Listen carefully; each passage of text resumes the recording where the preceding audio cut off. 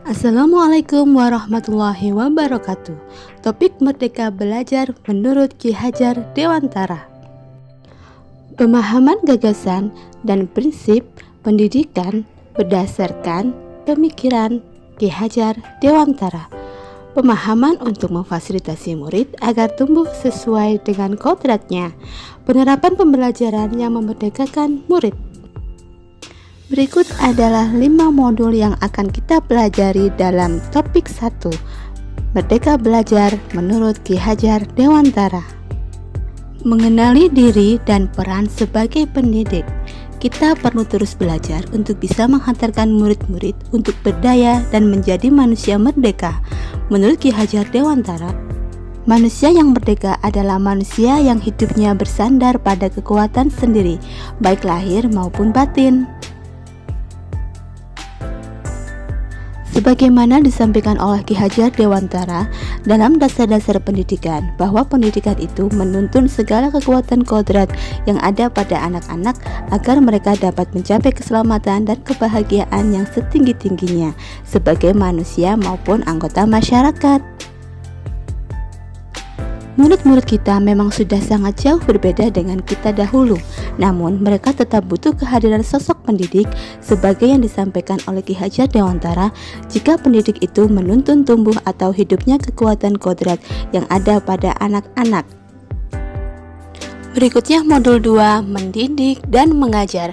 Setiap murid memiliki kekuatan dalam dirinya dan memerlukan tuntunan orang dewasa agar murid semakin baik adabnya. Kita sebagai pendidik bertugas memberikan ruang yang luas bagi murid untuk memberikan kesempatan kepada mereka agar kebudayaan Indonesia tetap ada. Ki Hajar Dewantara dengan menjalankan sistem Among dalam pendidikan yang dikenal istilah Ingarsa Sung Telada, Ing Madya Mangun Karso, dan Tutwuri Handayani.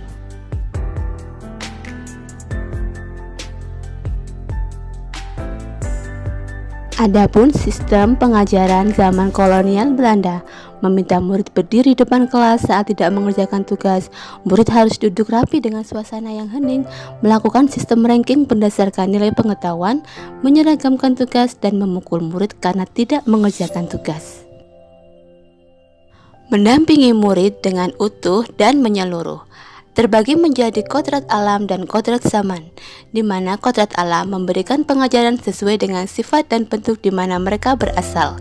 Kodrat zaman memberikan pengajaran sesuai dengan zamannya, agar murid mampu menghadapi zaman dan teknologi.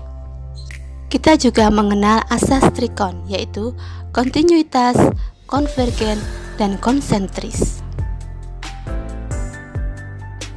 Mendidik dan melatih kecerdasan budi pekerti, di mana murid membutuhkan tuntunan untuk membangun budi pekerti dalam dirinya. Guru melatih keberanian berpendapat, mengasah perasaan dan perilaku, memunculkan kehendak, dan pendidikan dapat mempengaruhi bagian intelligible dan biologis anak. Mendidik dan melatih kecerdasan budi pekerti terbagi menjadi 2, yaitu keluarga yang merupakan tempat utama anak mendapatkan pengajaran karakter, sedangkan kita sebagai pendidik ikut berperan dalam menentukan kecerdasan budi pekerti anak sesuai dengan kodratnya. Pendidikan yang mengantarkan bahagia dan selamat. Selamat dan bahagia, pendidik harusnya mampu mengantarkan peserta didik untuk keselamatan dan kebahagiaan hidupnya. Tidak hanya mengajarkan materi pelajaran, tetapi juga menuntun murid untuk memahami makna yang relevan dalam kehidupannya. Sistem Among oleh Ki Hajar Dewantara, Ingarsa Sung Tulodo, di depan pendidik harus bisa menjadi teladan bagi murid. Ing Madya Mangun Karso, pendidik harus bisa menjadi penyemangat. Tutwuri Handayani, pendidik sebagai pendorong belajar hal yang bermanfaat. Pembelajaran abad 21, di mana guru memberikan kemerdekaan kepada murid untuk mendapatkan sumber pembelajaran dari berbagai macam sumber dengan tuntunan dan arahan, memberikan lingkungan pembelajaran yang baik dan memberikan pelajaran proyek serta digitalisasi pembelajaran.